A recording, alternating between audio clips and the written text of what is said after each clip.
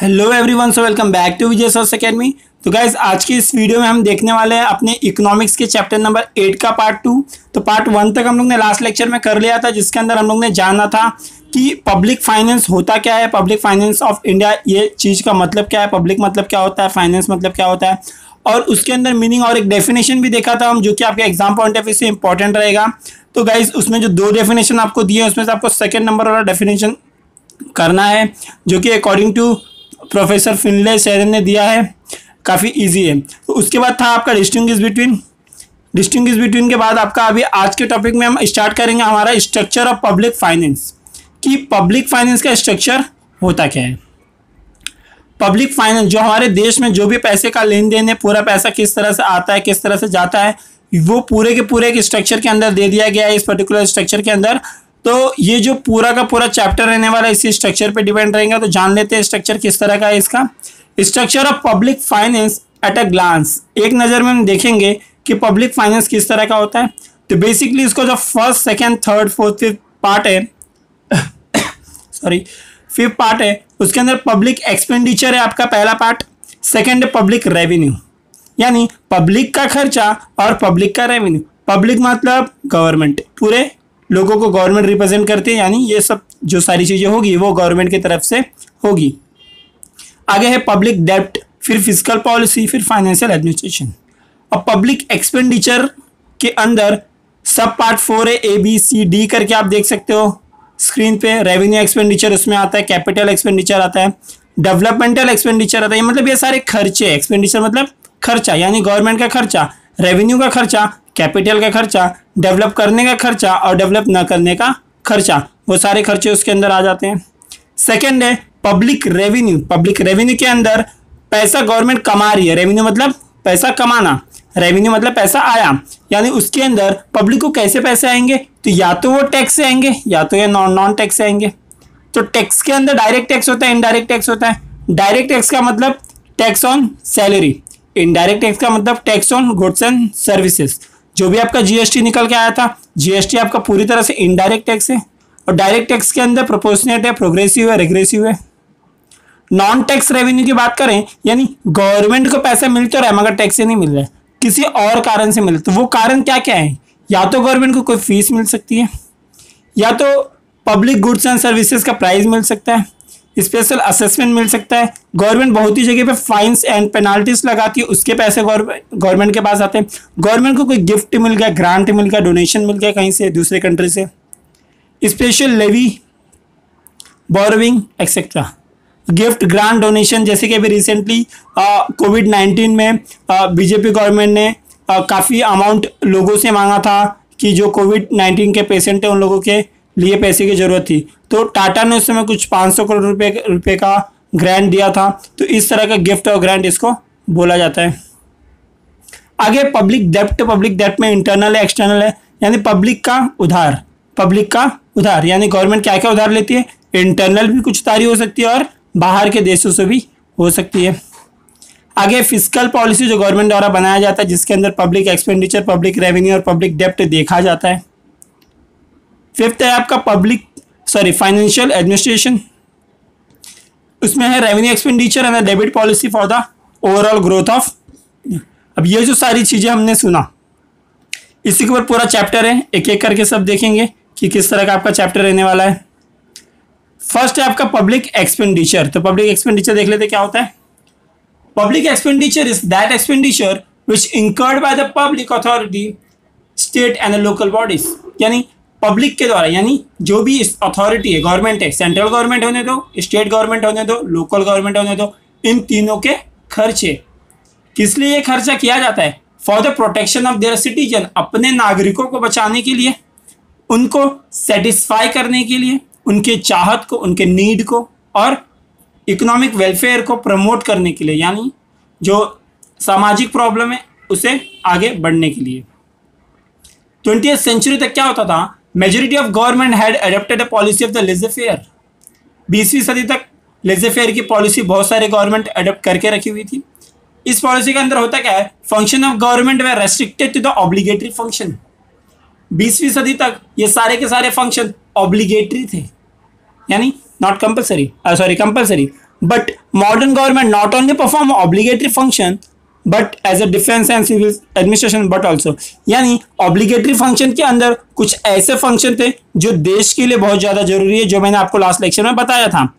तो अब की गवर्नमेंट मतलब 20th सेंचुरी के बाद, 20वीं सदी के बाद गवर्नमेंट सिर्फ डिफेंस और सिविल एडमिनिस्ट्रेशन पे ही ध्यान नहीं देती है, but also perform optional functions for promoting a social and economic development of the country, यानी इकोनॉमिक डेवलपमेंट के बारे में भी सोचती है।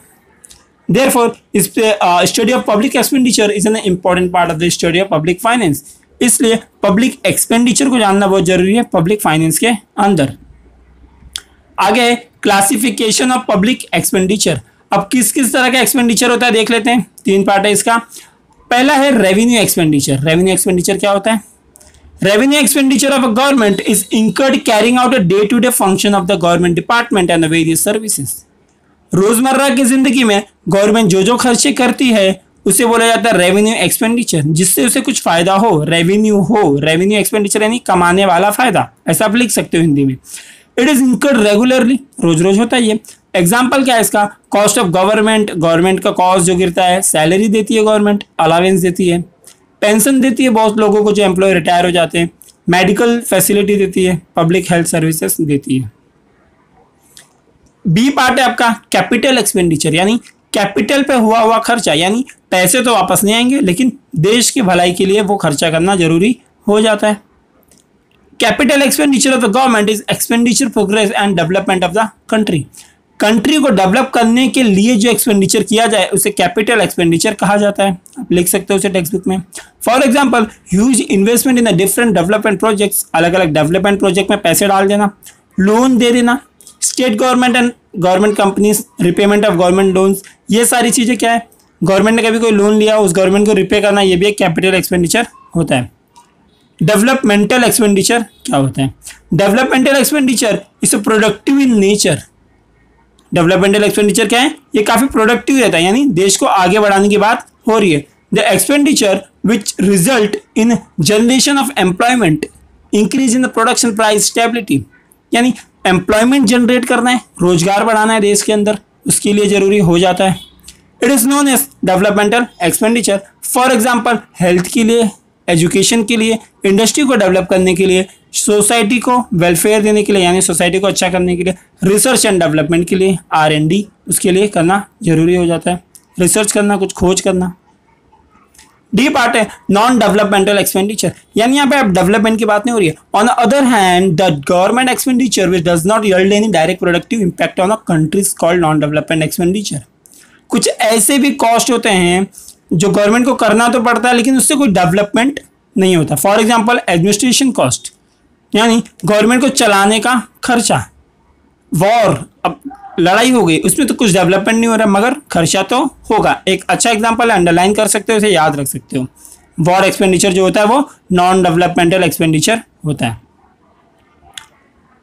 आगे देख लेते हैं reasons for growth in public expenditure. क्या क्या कारण है जिसकी वजह से पब्लिक का एक्सपेंडिचर इतनी तेजी से बढ़ चुका है? It is observe that there is a continuous growth in the public expenditure in a developed country like India. भारत जैसे देश में पब्लिक एक्सपेंडिचर काफी तेजी से बढ़ा है। Increases in achieve of the government activity, जितनी भी एक्टिविटीज है गवर्नमेंट को काफी तेजी से बढ़ी है। Increase in activities of government as mentioned earlier, modern government perform many functions of the social and economic development of the country.